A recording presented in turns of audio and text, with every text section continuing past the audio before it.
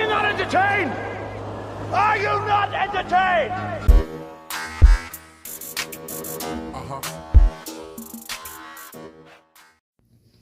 Hey YouTube, Philly J with Third Dimension Gaming, coming at you with a Gladiator Beast deck profile.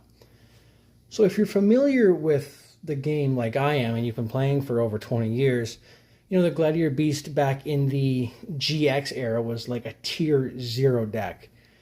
And it got support sporadically through the years, and we got decent support in 2019, I think. And it never really became meta again after that GX era, but with this new wave of support, I don't know if it's meta, but it's way more consistent, way more fun. So let's just go ahead and dive in. I'm going to start with 2 copies of Gladiator Beast Andal. This is pretty much your only brick in the deck. And even then, it's not a hard brick because you have ways to get your combo rolling even if you open up both. So it's not like a bad thing to open, but you don't want to see it. And we're going to play, of the new support, we're going to play 3 copies of Gistel. Gistel is probably the best starter in your deck now. If it's in your hand, you can special summon itself and another Gladiator Beast from your hand. And then because they're both summoned by the effect of a Gladiator Beast, they both get their effects. And of course, Gistel does trigger his own effect if he summons himself. Even if you summon 2 copies of Gistel, you still get its effect. And when it's summoned with the effect of a Gladiator Beast, you can add any Gladiator spell trap from your deck to your hand. And then almost all of the Gladiator Beasts have the same effect, where if they battle and they're still on the field at the end of the battle phase, they shuffle themselves into the deck and then summon at least one other copy of the Gladiator Beast from your deck to the field. We're going to play 3 copies of Atorix. This is the one that you really want to summon off of your Gistel because it really helps get your combos rolling. It's kind of a 2-card combo. And when Atorix is summoned by the effect of a Gladiator Beast, you can send any Gladiator Beast monster from your deck to the graveyard, and she becomes the level of the one that you send. So a really good way to get some of your further combo lines going, as well as getting a decent starter on the field.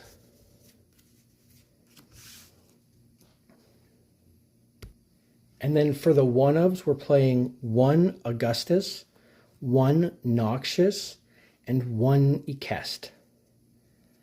I am toying with the idea of playing a Darius just because he is a decent extender, but these 3 really are the only ones you have to play because these ones really give you good extension into your combos. And Noxious is just a battle fader in the hand if you have no monsters on the field. Because if your opponent attacked you directly, you can special summon Noxious in defense, and then your opponent has to attack it, and it can't be destroyed by battle.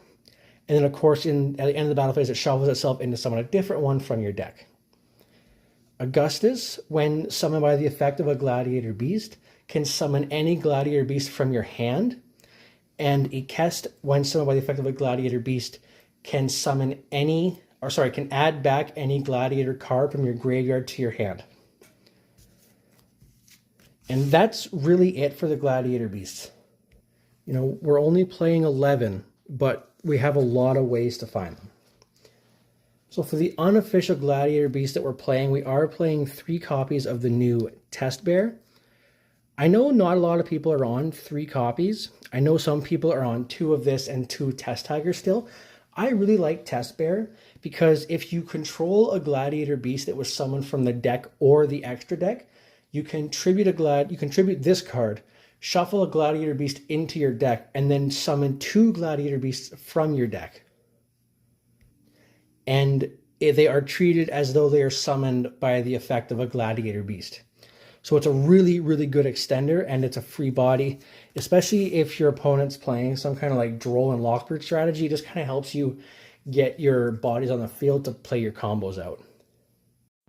And then for the spells and traps, we're playing 3 copies of Flavian, Colosseum of the Gladiator Beast. I think it's pronounced Flavian.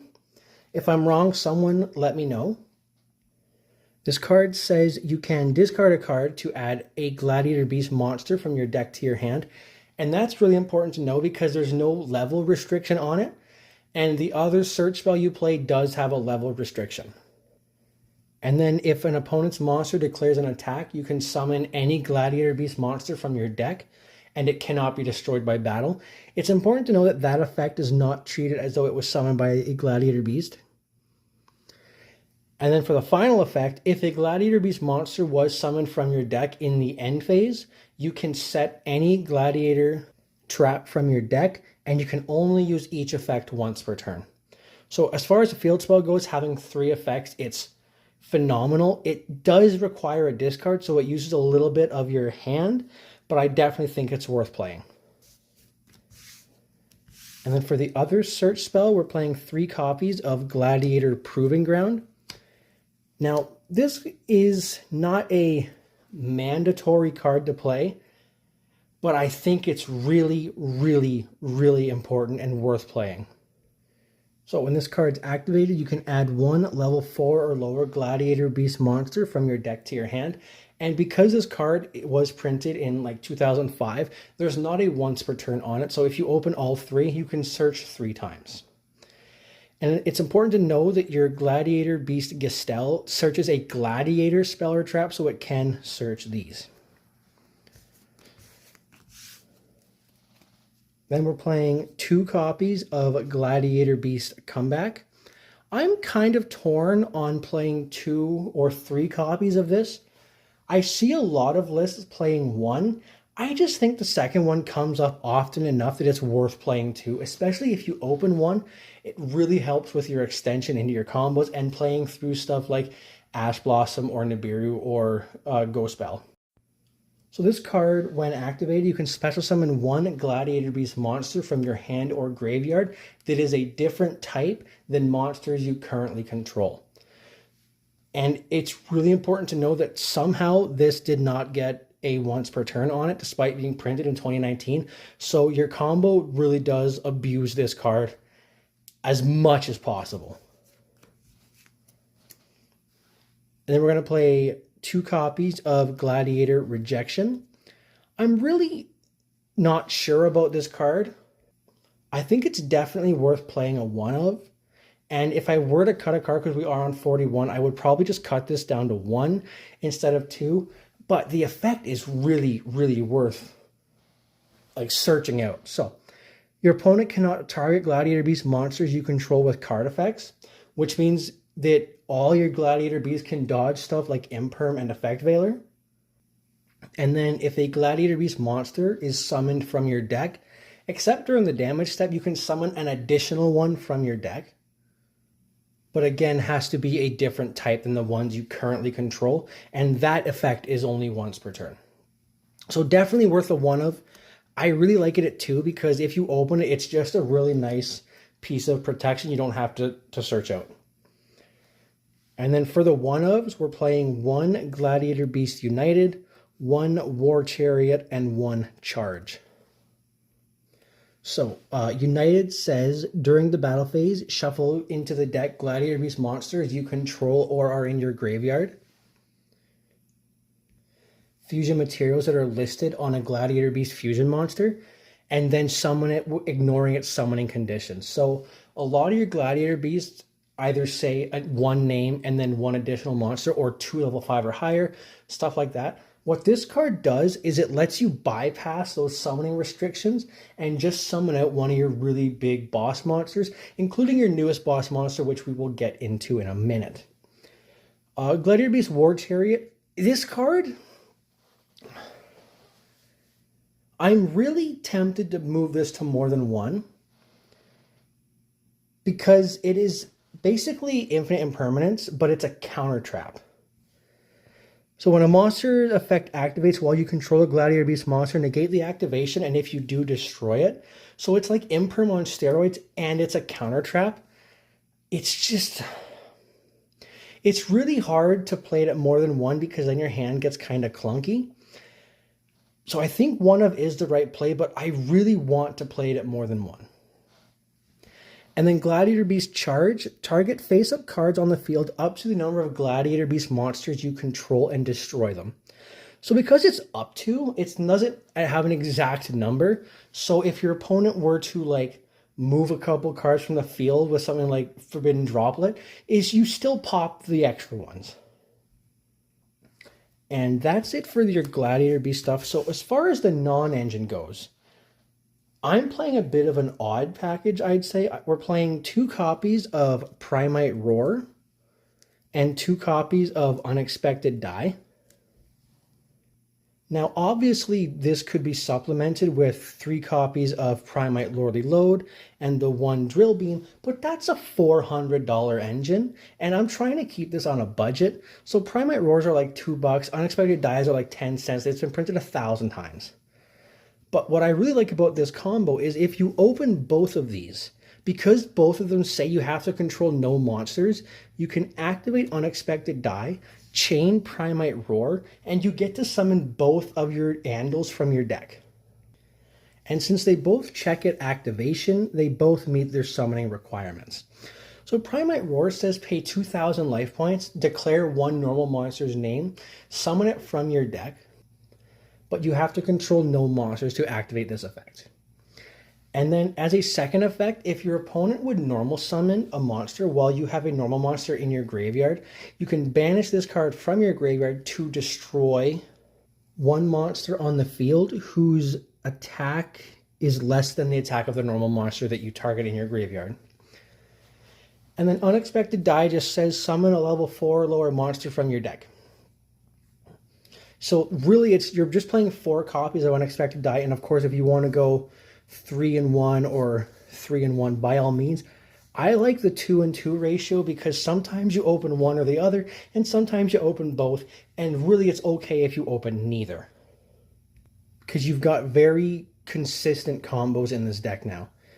And then the last spell that we're playing, 1 copy of Called by the Grave, just to deal with those pesky hand traps. Speaking of hand traps, we're playing a decent amount. We're playing 3 copies of Ash Blossom, 3 copies of Effect Veiler, and 3 copies of Infinite Impermanence. Pretty standard hand trap lineup. This is your one like really flex spot as far as hand traps go. If you want to bump up some of your consistency, cut this guy down. Or if you want to swap out your hand traps, this is the one to swap out. I just like Effect Veiler. I think it's a really easy option to negate something, and it also can bait a Bestial, which means there's 1 less problem in your opponent's hand to deal with. That's it for the main deck. We are on 41. So let's talk about the extra deck. Is this not why you were here? I'm going to start with 2 copies of Gladiator Beast Tamer Editor. This is the best card in your deck, I'd say. Not once per turn. You can summon a Gladiator Beast monster from your extra deck, ignoring its summoning conditions. And that's a soft once per turn, so it's kind of a once per turn, but like if it leaves the field and comes back, you can use the effect again, and then again, and then again.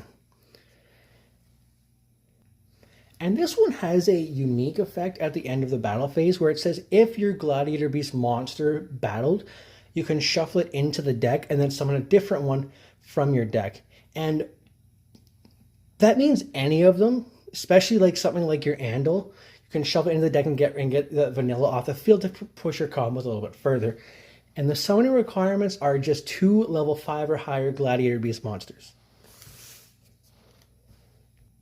Then we're playing some one-ofs. We're playing 1 Domitianus, 1 Heraclinos, 1 Gezeris, and 1 Esidari, I think is pronounced. Now, I would like to bump this up to 2. I just cannot find a second one. But the reason you want to play 2 is because it's a soft once per turn monster negate. And if it stopped there, it'd be really good, but it doesn't stop there. You also choose your opponent's attack targets. And then it has the standard issue Gladiator Beast shuffle itself into someone from the deck at the end of the battle phase. But the fact that it's a 3,500 and you choose your opponent's attack targets is huge. Heraklinos or Heraklinos, however you want to say it. When your opponent would activate a spell or trap card or effect, you can discard a card to negate the activation and destroy it. They all do have specific summoning requirements, but because we're just cheating them all out with our tamer editor, doesn't really matter. And then, of course, end of the battle phase, shuffle it in, summon a new one. Gezeris, when it's summoned by the effect of a Gladiator Beast, you can target up to 2 cards on the field and destroy them. And then when this one battles at the end of the battle phase, shuffle it in and summon 2 Gladiator Beasts from your deck. So if you pair that with something like your Rejection, you actually summon 3 from your deck and not just 2. And then Gladiator Beast Esidari, really it's just an additional body to have on the field. It has no actual effects. It just has to be summoned by the effect of a Gladiator Beast. So it's kind of a effect monster without an effect, because we're just going to cheat it out anyways. Whoops. Do this the hard way, I guess. Now, for your new boss monster, we're playing 2 copies of Gladiator Beast Claudius.